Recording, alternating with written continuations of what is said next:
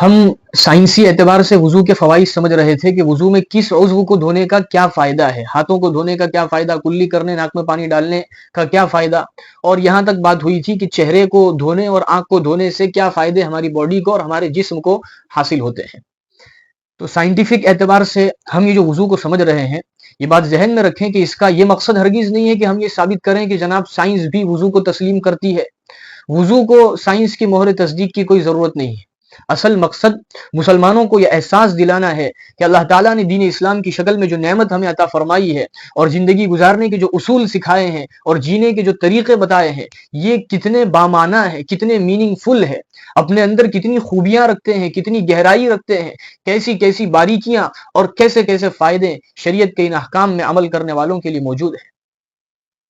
برس ہا برس کی محنت کے بعد سائنسدان جب نتیجے کا دریچہ کھولتا ہے تو سامنے سے شریعت اسلامیہ مسکراتی اور سنت نبویہ نور برساتی نظر آتی ہے۔ ابھی کل سائنس والوں کو معلوم ہوا کہ جناب ہاتھوں میں جراثیم ہوتے ہیں اور یہ بیماریاں پھیلاتے ہیں وغیرہ وغیرہ، اور اسلام نے 1400 سال پہلے کھانے سے پہلے ہاتھ دھونے کا طریقہ سکھایا۔ جن خطرات کو آج سائنس سمجھا رہی ہے، شریعت اسلامیہ صدیوں پہلے ان سے بچاؤ کا طریقہ ہمیں سکھلا چکی ہے۔ معلوم ہوا کہ جو آدمی اللہ کے ان حکموں پر بے چون و چرا آنکھیں بند کر کے عمل کرے گا تو وہ کبھی نقصان نہیں اٹھائے گا۔ اللہ کے ہر حکم میں آخرت کا فائدہ تو اپنی جگہ ہے، دنیا کے بھی بے شمار فائدے ہیں۔ تو چہرہ دھونے تک کے فائدے ہمارے سامنے آ چکے تھے۔ اب ہم یہ سمجھیں گے کہ کوہنیوں تک جو وضو میں ہاتھ کو دھویا جاتا ہے، اس کا کیا فائدہ ہے۔ تو اس کا بہت بڑا فائدہ یہ ہے کہ اس کی وجہ سے ہارٹ اور لیور، دل اور جگر کو مضبوطی حاصل ہوتی ہے اور خون کی صفائی ہوتی ہے۔ آپ کہیں کیسے؟ کہاں ہاتھ اور کہاں دل اور جگر؟ تو اس کو سمجھیے، ہمارے ہاتھ میں بہت ساری نسیں ہیں، کچھ انگلیوں میں ہے، کچھ ہتھیلی میں ہے، کچھ کلائی میں ہے، اور صرف یہیں تک نہیں بلکہ بہت ساری نسیں کوہنیوں سے شروع ہوتی ہے، اور ان سب کا تعلق ڈائریکٹ یا انڈائریکٹ دل اور جگر سے ہے۔ جب ہم ان کو دھوتے ہیں، ان پر پانی پڑتا ہے تو اس کا اثر رگوں تک اندر جاتا ہے اور اس سے دل اور جگر کو بہت زیادہ فائدہ حاصل ہوتا ہے۔ اس کے بعد سر کا مسح کیا جاتا ہے اور کانوں کا مسح کیا جاتا ہے۔ باقی جتنے وضو کے اعضاء ہیں ان سب کو دھویا جاتا ہے، چہرے اور ہاتھ پیر کو دھویا جاتا ہے، لیکن سر اور کانوں کو دھویا نہیں جاتا بلکہ ان کا مسح کیا جاتا ہے، اس لیے کہ ان کو دھونے میں ایک طرح کی مشقت ہے، تکلیف ہے۔ اور قرآن کریم میں اللہ تعالیٰ نے صاف فرما دیا وَمَا جَعَلَ عَلَيْكُمْ فِي الدِّينِ مِنْ حَرَجٍ، اللہ تعالیٰ نے دین میں کوئی تنگی نہیں رکھی۔ وَنُيَسِّرُكَ لِلْيُسْرَى، شریعت بہت آسان ہے۔ مَا أَنزَلْنَا عَلَيْكَ الْقُرْآنَ لِتَشْقَى، اللہ تعالیٰ نے قرآن اس لیے نہیں اتارا، احکام شریعت اس لیے نہیں اتارے کہ لوگ مشقت میں پڑے۔ يُرِيدُ اللَّهُ بِكُمُ الْيُسْرَ، اللہ تعالیٰ تو تمہارے ساتھ آسانی چاہتے ہیں، دشواری نہیں چاہتے۔ اسی لیے آپ کے اس چینل کا نام بھی آسان دین ہے۔ اس کا پیغام یہی ہے کہ یہ دین بہت آسان ہے۔ ان الدین یسر، دین کے جتنے بھی احکام ہیں سب کے سب آسان ہیں۔ لہذا کسی کو یہ کہنے کا موقع نہیں ہے کہ گرمی کے روزے چونکہ مشکل ہے اور دین تو آسان ہے لہذا اس کو چھوڑ دی، نہیں، بلکہ جو دین کے احکام ہیں سب کے سب آسان ہی ہے، لہذا سب پر چلنا ہے، دین آسان ہے۔ تو اس لیے وضو کے اندر سر اور کان کو دھونے کا حکم نہیں دیا گیا، اس میں مشقت تھی۔ اس کے بعد گردن کا مسح کیا جاتا ہے۔ گردن کا مسح یہ بھی حکمتوں سے بھرپور ہے۔ انسان کی اس باڈی میں عجیب و غریب اللہ تعالیٰ کی قدرت کی نشانیاں ہیں، اور پورے جسم کا آپس میں جو عجیب و غریب کنیکشن ہے اور ایک کمیونیکیشن، ایسا عجیب سسٹم اللہ تعالیٰ نے بنا رکھا ہے، ایسا مواصلاتی نظام بنا رکھا ہے کہ سائنسداں حیران ہے۔ اگر سائنسدان اللہ تعالیٰ سے اربوں سال کی زندگی بھی لے لیں اور اربوں کو دے بھی دی جائے، تب بھی اس چھوٹے سے وجود میں جو ایک کائنات سمائی ہوئی ہے، اس کی ساری گتھیاں یہ سائنٹسٹ سلجھانے سے عاجز اور قاصر ہے۔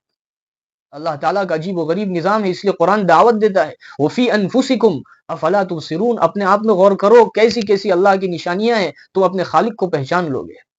تو پورے جسم کا نظام ایسا ہے کہ نروس سسٹم پورے بدن میں تار کی طرح پھیلا ہوا ہے۔ جب بھی کسی عضو کو کوئی کام کرنا ہوتا ہے وہ دماغ سے آرڈر معلوم کرتا ہے، اور سارے سگنل ریڑھ کی ہڈی سے گزر کر گردن سے ہوتے ہوئے دماغ تک پہنچتے ہیں۔ آپ نے کسی گرم چیز کو ٹچ کیا، چھوا، تو چھونے کی جو طاقت ہے وہ ریڑھ کی ہڈی سے گزار کر دماغ تک آرڈر پہنچائے گی، سگنل پہنچائے گی۔ دماغ اس میں غور کرے گا اور فیصلہ دے گا کہ یہ چیز گرم ہے، فوراً ہاتھ کو پیچھے ہٹا لیا جائے، چنانچہ ہاتھ فوراً پیچھے ہٹ جائے گا، اور یہ سارا سسٹم ایک سیکنڈ سے بھی کم میں ہوتا ہے۔ ایسا عجیب اللہ تعالیٰ نے نظام بنایا ہے۔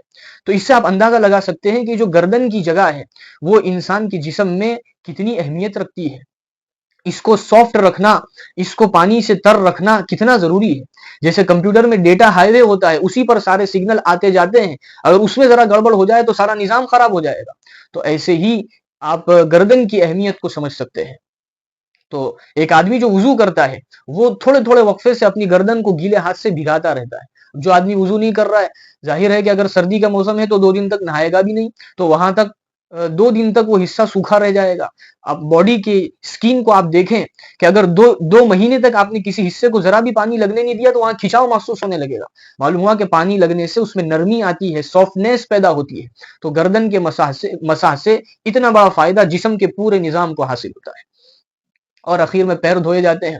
ظاہر ہے کہ پیر پر بہت ہی زیادہ جراثیم اور دھول مٹی ہوتی ہے، جو آدمی دھوتا ہے مل مل کر اور پھر خلال بھی کر لیتا ہے انگلیوں کا، تو بہت سارے جراثیم ایک حد تک دور ہو جاتے ہیں۔ اور پھر چونکہ پیر کھلا رہنے والا عضو ہے تو اندر والے اعضاء سے زہریلے مواد اور جراثیم نکل کر کھلے اعضاء کی طرف آتے ہیں، تو پیر کو دھونے سے وہ زہریلے جراثیم بھی نکل جائیں گے۔ اور یہاں ایک عجیب و غریب بات، ایک عجیب و غریب حکمت آپ دیکھیں، شریعت کے مسائل میں کیسی باریکیاں ہیں۔ ایک مسئلہ ہے جس کو مسح علی الخفین کہا جاتا ہے، یعنی مخصوص قسم کے چمڑے کے موزے، اس میں فلاں فلاں فلاں شرطیں پائی جائے تو شریعت نے اجازت رکھی ہے کہ پھر اس موزے کو اتارنے کی ضرورت نہیں ہے، اسی پر آدمی اپنا گیلا ہاتھ اوپر رکھ کر پیچھے کی طرف کھینچ لے، موزے پر اوپر کی طرف مسح کر دے تو اس کا وضو ہو جائے گا، موزے اتار کر پیر دھونے کی ضرورت نہیں۔ لیکن اس میں شریعت نے ایک لمٹ اور مدت رکھی ہے کہ اگر آدمی سفر میں ہے تو وہ 3 دن تک اس طرح موزے پر مسح کر سکتا ہے۔ 3 دن گزر جائیں گے تو اس کو چاہیے کہ وہ اپنا موزہ اتار دے، ایک مرتبہ پیر کو دھو لے، ایک مرتبہ 3 دن میں پیر دھونا ہوگا، پھر 3 دن تک موزے پر مسح کرتا رہے۔ اور مسافر نہیں ہے، مقیم ہے، گھر پر رہتا ہے، تو اس کے لیے 24 گھنٹے موزے پر مسح کرنے کی اجازت رکھی گئی ہے۔ تو یہ لمٹ کیوں طے کی گئی؟ حضرت تھانوی رحمۃ اللہ علیہ نے اس کی حکمت بیان فرمائی کہ اگر موزے ہی کو آدمی لگاتار پہنتا رہے تو جو اندر سے زہریلے جراثیم نیچے کی طرف کھلے اعضاء کی طرف آ رہے ہیں، اگر پیر کو دھویا نہیں گیا تو جراثیم اور میل سے جو باریک باریک سوراخ اور مسامات ہیں وہ بند ہو جائیں گے، تو زہریلے جراثیم باہر نہیں آ پائیں گے اور پھر وہ اندر جسم کو نقصان پہنچائیں گے۔ اب غور کیجئے کیسی باریکیاں شریعت اسلامیہ میں موجود ہیں۔ اور پھر یہ بات ڈاکٹروں کے یہاں مشہور ہے، لوگ جانتے ہیں کہ پیر میں بہت سارے پوائنٹس سے پورے بدن کے، جب ہم پیر کو دھوتے ہیں مل مل کر تو ان کا مساج ہوتا ہے، وہ پوائنٹ ایکٹیو اور متحرک ہو جاتے ہیں، اور بہت ساری بیماریوں سے آدمی کو ریلیف اور چھٹکارا اس کی وجہ سے حاصل ہوتا ہے۔ اور یہ جو پیر کا مساج ہوتا ہے اس کا اتنا بڑا فائدہ ہے کہ حضرت پیر ذوالفقار صاحب رحمۃ اللہ علیہ نے اس پر ایک واقعہ لکھا ہے کہ ایک صاحب جن کو شوگر کی بیماری تھی، وہ امریکہ کے کسی ڈاکٹر کے پاس چیک اپ کے لیے گئے۔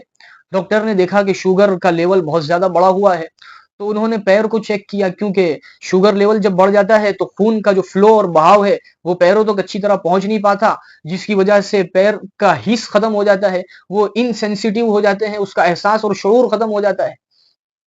تو ڈاکٹر نے جب ان کے پیر دیکھے تو بالکل صاف، کوئی زخم نہیں، کوئی خرابی نہیں، کوئی سڑن نہیں۔ تو اس کو بڑا تعجب ہوا، اس نے پوچھا کہ کیا بات ہے؟ وہ مریض کہنے لگا مجھے تو نہیں معلوم، البتہ اتنا ہے کہ میں دن میں 5 مرتبہ وضو کرتا ہوں، تو ہر مرتبہ پیروں کو دھوتا ہوں، اس لیے کہ ہمارے یہاں نماز 5 وقت پڑھنی ہوتی ہے اور نماز کے لیے وضو ضروری ہے، اور وضو میں پیروں کو دھویا جاتا ہے۔ ڈاکٹر نے کہا آپ دھو کر دکھلائیں۔ جب انہوں نے پیر دھو کر بتائے تو اچھی طرح مل مل کر پیروں کو دھویا کہ کوئی جگہ سوکھی نہ رہ جائے، انگلیوں کا خلال بھی کیا۔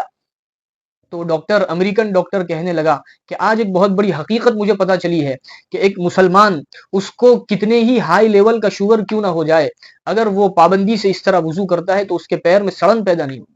اس نے بتایا کہ جب آپ پیروں کو دھوتے ہیں تو یہ صرف آپ وضو نہیں کر رہے ہیں بلکہ آپ کے پیروں کا بہترین مساج ہو رہا ہے، جس کی وجہ سے خون کا جو بہاؤ خود نہیں پہنچ پایا تھا، اس مساج کی وجہ سے اس کی کمی دور ہو جاتی ہے اور آدمی کا پیر سڑنے سے، خراب ہونے سے محفوظ ہو جاتا ہے۔ تو یہ کیسی کیسی باریکیاں ہیں شریعت کے احکام کی۔ اللہ تعالی ہمیں قدردانی نصیب فرمائے اور شریعت کے ان حکموں کو اپنی زندگی میں داخل کرنے کی، اور ایک ایک حکم پر پورے اطمینان کے ساتھ سمجھ میں آئے نہ آئے اللہ کا حکم سمجھ کر عمل کرنے کی توفیق مرحمت فرمائے۔ وآخر دعوانا الحمد للہ رب العالمین۔